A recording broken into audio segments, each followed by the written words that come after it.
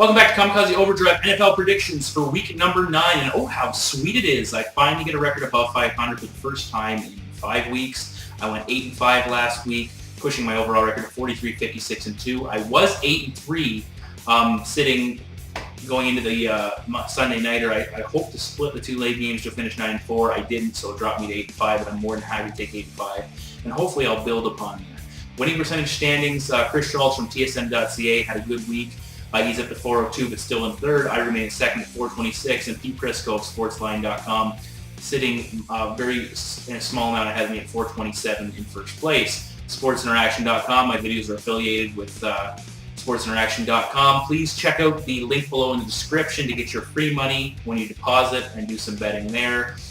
Thank you very much to those of you who clicked on the thumbs up button to give me a few likes. It helps to promote my video to the top of the list. I encourage you to please do that again. It's greatly appreciated. And again, picks by fans, please write in the comments. Put your picks down for all the games that give a good record. I will certainly mention you on the following week. 2 weeks ago I did. This week I won't be because no one posted picks and had a good record. So we'll see where things are then. And let's move to lessons learned. Stats. When I look at things, I originally stuck with a lot of trends. Last week, if you watched, I did a lot more stats-based predictions. So, is it stats versus trends? I think it's more stats and trends. Use the two to make your picks. It will help. We'll see how that works out this week. 62% of the time, I'm right every time. Well, 62% of the time I was right last week. And it's only a C in school, but I'm, very happy with that. Hopefully we can get it up around 75%. That would be great. But 62% is a start.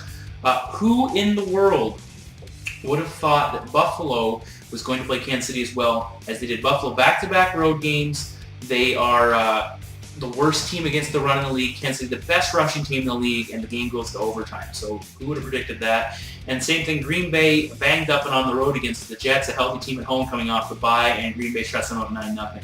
Not many people would have predicted that score, at least. And if you did predict a score like that, congratulations. It's a good pick on your part. KO parlay, I've retired it. I was close last week. 2 weeks in a row, I got 2 out of 3 right.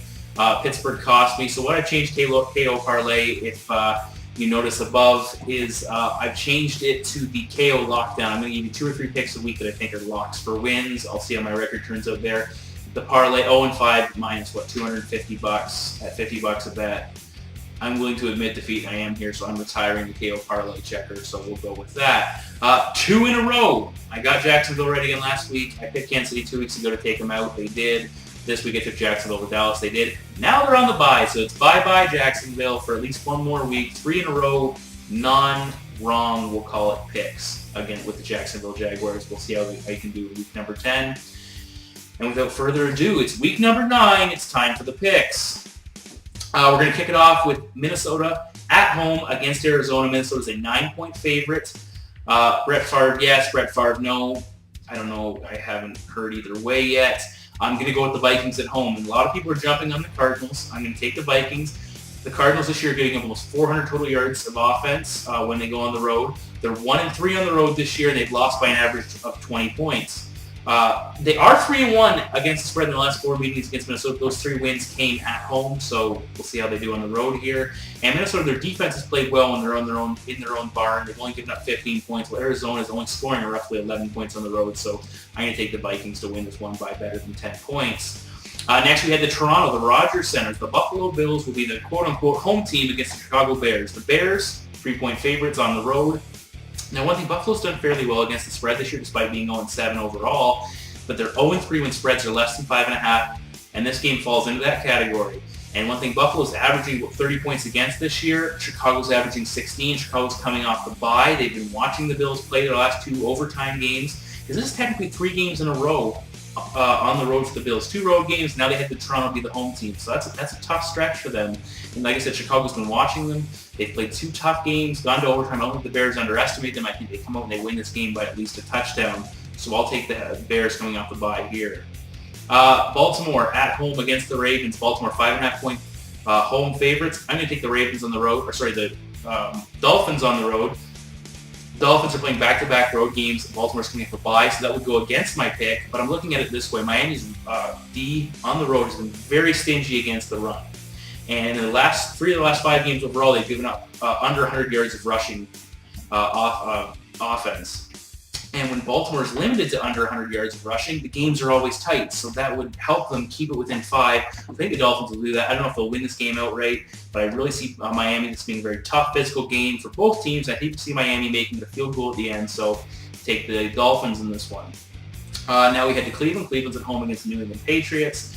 Patriots are 4.5 point road favorites.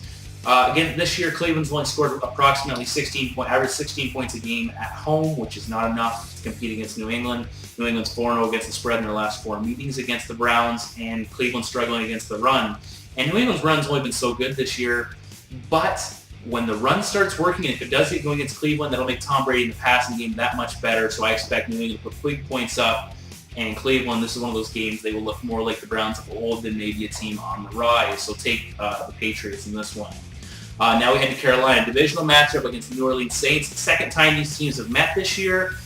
Carolina won the first match. Carolina didn't win the first matchup. It was a very tight game. And they're 4-0 against the spread against New Orleans in the last 4 meetings, including the one win this year. And the Saints are 7-point favorites on the road. One thing I look at, Carolina's only averaging 11 points for when they play home games.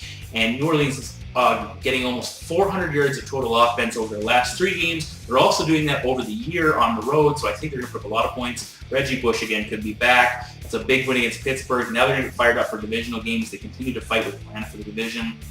I think New Orleans wins this one big time. I'm thinking somewhere in the neighborhood of 30 to 10 in that neighborhood.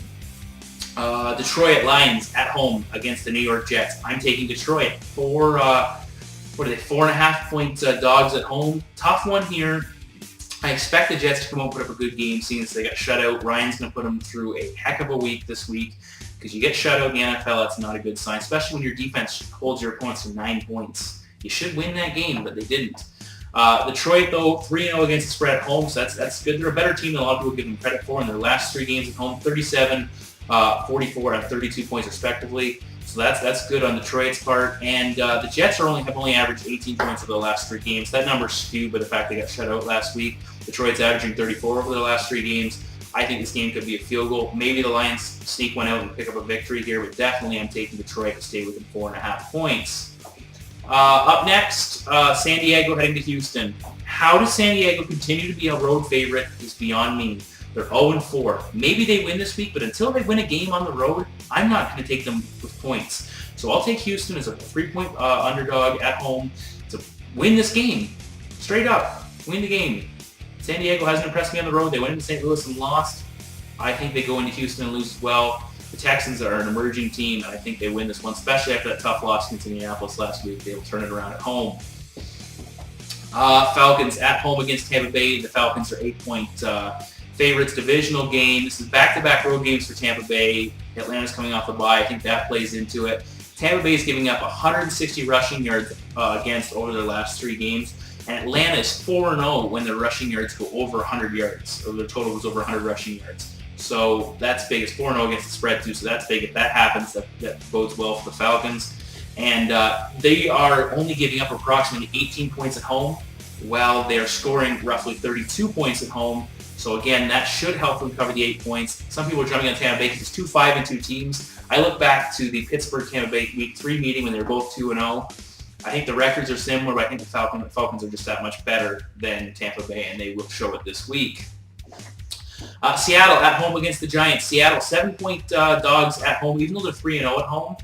Seattle's only giving up about 12 points a game when they play in their own building. Well, the Giants on the road, 28 points. The Giants are a very physical team. Like I said, the Giants are only giving up 28 points on the road of offense to their opponent. Seattle's 3-0 at home. So I'm going to take the 7 points. I think they keep it tight with the Giants. They're a tough team to play against when they're in their own building. Marshawn Lynch is helping this team run the ball and put points on the board. So I'll take Seattle here. Philadelphia at home against Indianapolis. I always enjoy the opportunity to take the Colts with points. So 2.5-point dogs for the Colts are. I'm going to take them here. Philadelphia is giving up approximately 260 yards of passing against over the last 2 games. Now you're playing Peyton Manning, so you better get your passing defense in check. And if not, I think the Colts win this game. Over the last 3 matchups, the Colts defense has only given up 17 points. I look at something here. Michael Vick potentially could start with Philadelphia this week. Back when he was in Atlanta, he struggled playing against Tampa Bay because Tampa Bay had a very fast, aggressive defense. The Indianapolis Colts have a very fast, aggressive defense. That could give Vic some problems. So I'm going to take the Colts here, win this game outright, but definitely take the points too. Kansas City at Oakland. These two teams finally meeting in the game that meant something. The division is up for grabs here. Oakland is 2.5-point home favorite. I'm taking the Chiefs. I think the divisional game will be tight. I think the Chiefs are a step above Oakland. The home team in the series is 0-4 in the last 4 games. Oakland at home is giving up 160 rushing yards against Kansas City. Is a good running team. I think they're just, like I said, a step above, so I'll take the Chiefs as 2.5-point dogs. Next, move to Green Bay. Green Bay at home against Dallas. Dallas struggling, got lit up by Jacksonville last week at home. Now they're going to Green Bay. The defense played well for Green Bay against the Jets. I think similar things will happen here. I see the score being in the neighborhood of, high 20s to low 30s, and Dallas will be lucky to put up 10, 14 points. I just don't see John Kitna and the Dallas offense improving enough against Green Bay here in the Sunday nighter. Monday nighter, the Cincinnati Bengals at home against Pittsburgh. Here's some of the trends for this game. Some of the things you're looking at. Cincinnati, against Pittsburgh, it's a divisional matchup. Cincinnati is a home dog with 5 points, and this is the 3rd consecutive game on the road for the Pittsburgh Steelers. That's big. In their first 2 road games, they haven't been able to cover the spread. I really see this game being a tight matchup. One thing I look at for these two teams, their home stats, Pittsburgh's road stats versus Cincinnati's home stats, almost identical. Indicates to me it's going to be a tight game. Cincinnati's actually won the last 2 meetings when these two teams played last year. I think Carson Palmer and the passing game will get on track here and they will beat Pittsburgh. New Orleans had success against them last week. I think Cincinnati can do the same thing. Expect Pittsburgh to maybe kind of wear down in this one a little bit with 3 consecutive road games. So Cincinnati maybe wins this game, but at least keeps it within 5. Finally, moving to my conclusion, as I said, I have now the KO lockdowns. I can keep a record above. I'm just going to give you a couple teams I think are your best bets for wins. Again, Houston against San Diego, at least cover the spread. Indianapolis against Philadelphia, and Green Bay against Dallas. I'll have the records up there. We'll see how I do there. Check out my UFC 122 video. I said UFC 121. I went 6-1 overall. Won some big money for a lot of people. And check out 122. It'll be up probably by the end of the weekend, first of the week. SportsInteraction.com. As I said, please click on the link. Sign up. Get your sign-up bonus. Get paid. Make some betting. And please, fans, post your picks. As I said, I will mention anyone who has a good week. Post picks for every game, spread-wise. I will mention anyone who has a good week on the show. And please click like. It helps promote my videos, and I greatly appreciate that when you do. So week number 9, let's keep her rolling.